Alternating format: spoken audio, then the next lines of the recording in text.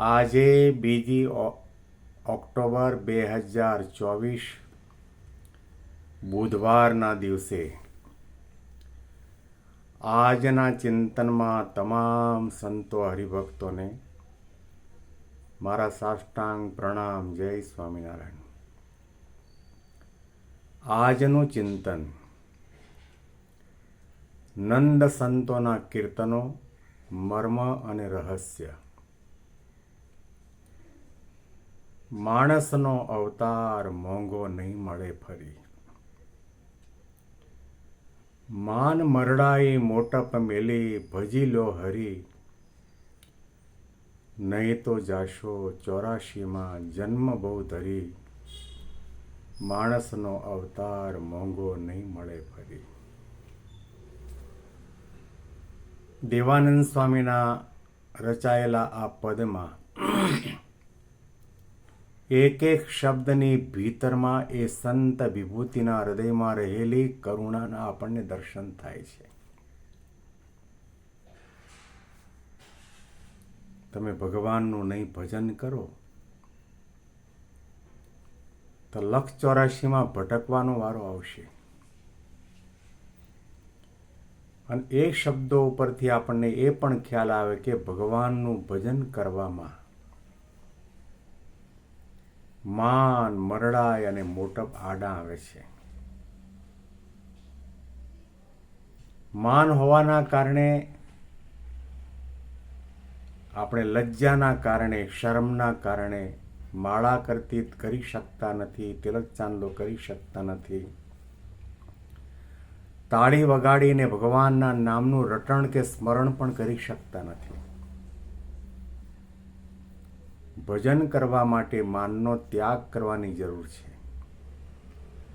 મોટપ કહેતા સત્તાના ત્યાગની જરૂર છે. અવળાઈનો ત્યાગ કરવાની જરૂર છે. કુસંગનો ત્યાગ કરવાની જરૂર છે. આસક્તિ અને કામના, તૃષ્ણાનો ત્યાગ કરવાની જરૂર છે. દેખાડો અને દંભનો ત્યાગ કરવાની જરૂર છે.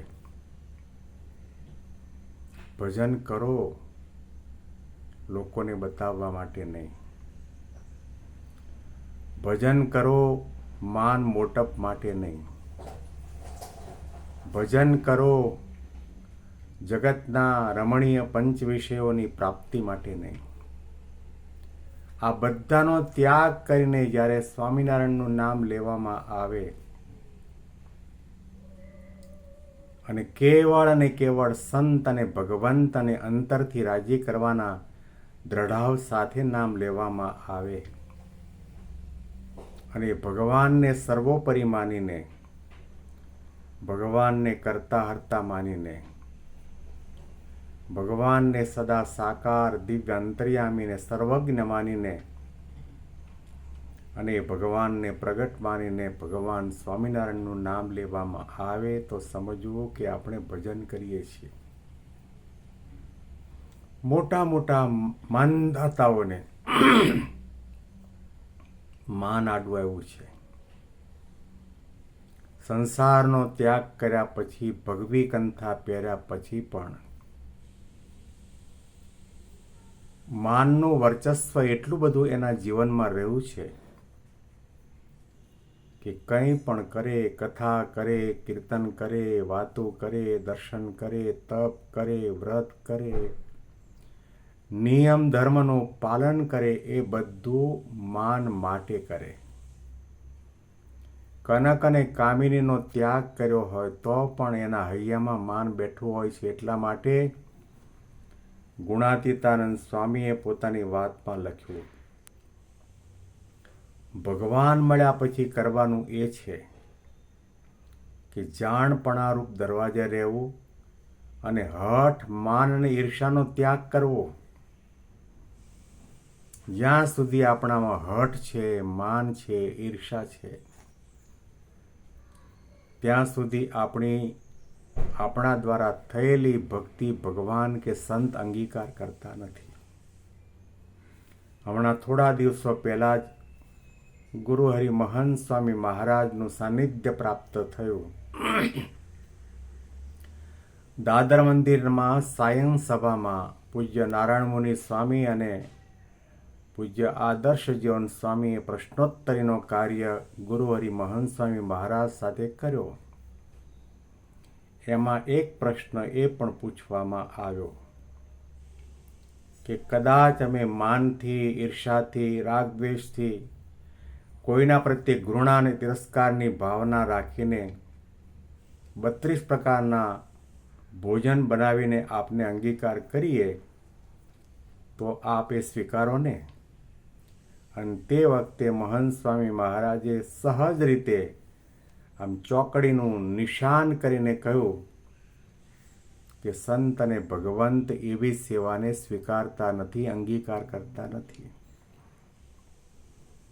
સોનાના થાળમાં ભલે ને 32 પ્રકારના 56 ભોગ ધરાવતા હો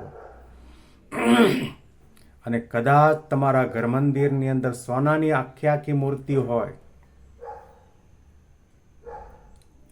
અને એની અંદર ઘણી બધી શોભાઓ હોય, અરે સોનાનું સિંહાસન હોય, સોનાનો થાળ હોય, પણ માનથી, ઈર્ષાથી, રાગ દ્વેષ અને અસૂયાથી જો ભક્તિ થતી હશે તો સોનાના થાળમાં રહેલા 56 ભોગની સામે પણ ભગવાન અને સંત જોતા નથી, આપણને ટકોર કરે છે. માણસનો અવતાર વારે વારે મળતો તો નથી, પણ મળ્યા પછી કરવાનું શું છે? ભગવાનનું ભજન કરવાનું છે, ભગવાનની ભક્તિ કરવાની છે, ભગવાને આપેલા આદેશનું પાલન કરવાનું છે, ભક્ત થવાનું છે, મુક્ત થવાનું છે. માન, ઈર્ષા, અસૂયા, મોટપનો, સત્તાનો ત્યાગ કરવાની જરૂર છે. માન મરડાઈ મોટપ મેલી ભજી લ્યો હરી. માન મરડાઈ મોટપ મેલી ભજી લ્યો હરી.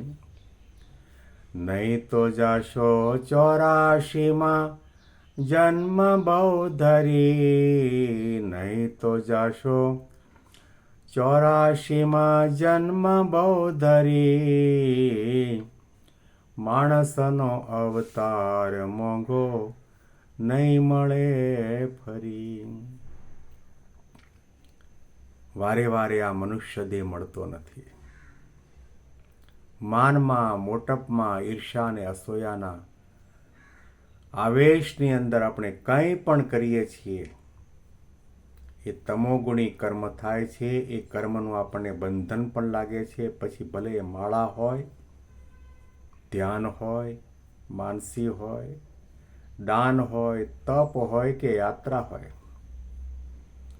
એ સાત્વિક કર્મ કહી શકાય જ નહીં. બહારથી દુનિયાના માણસો ભલે એને ભક્તિ માનતા હોય, ભજન માનતા હોય, સેવા અને સત્સંગ માનતા હોય, પરંતુ શાસ્ત્રો, સંતો અને ભગવાનની નજરની અંદર એ ભજન નથી, સેવા અને સત્સંગ પણ નથી, એ ભક્તપણું નથી.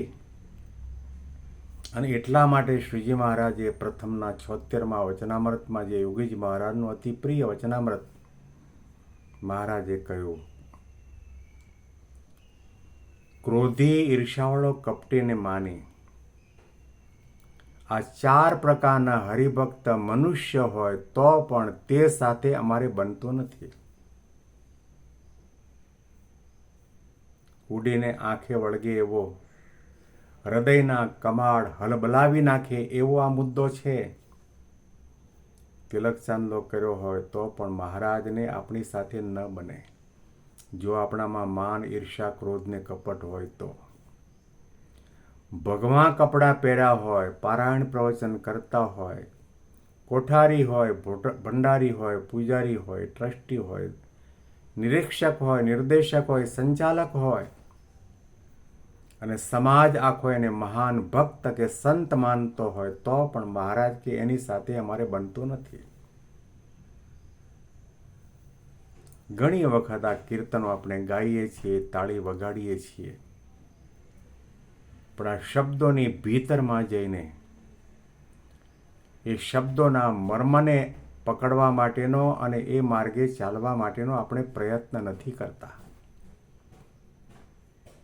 અંતરદ્રષ્ટિ કરવાની જરૂર છે. જાણપણા સાથે નિર્માનીપણે દાસત્વ ભાવે મુમુક્ષુતા રાખીને સંત અને ભગવંતને રાજી કરવાની એક વિશુદ્ધ ભાવના રાખીને સેવા ભક્તિ સત્સંગ કરી શકીએ એવા બુદ્ધિ શક્તિ બળ ભગવાન સ્વામિનારાયણ આપણને સૌને આપે એવી એમના શ્રીચરણમાં પ્રાર્થના. બેંગ્લોરથી પીડી શાસ્ત્રીના. જય સ્વામિનારાયણ.